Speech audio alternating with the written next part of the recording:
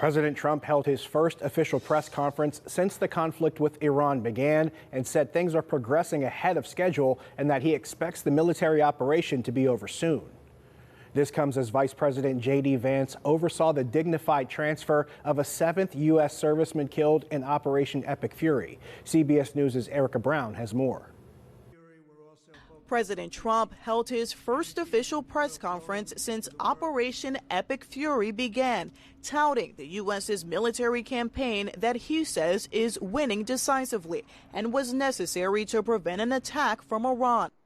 If we did not hit them, they were going to take over the Middle East. Those weapons were aimed at Middle Eastern countries that had nothing to do with this. They were going to take over the Middle East and they were going to try and destroy Israel. The president also said he was disappointed in the appointment of Iran's new supreme leader, Ayatollah Mujtaba Khamenei, who is the son of Iran's former leader who was killed in the early stages of the conflict. We, as you know, we want to be involved. We think they should put a president in or the head of the country in that's going to be able to do something peacefully for a change. President Trump says the military operation is ahead of schedule and will be over, quote, very soon.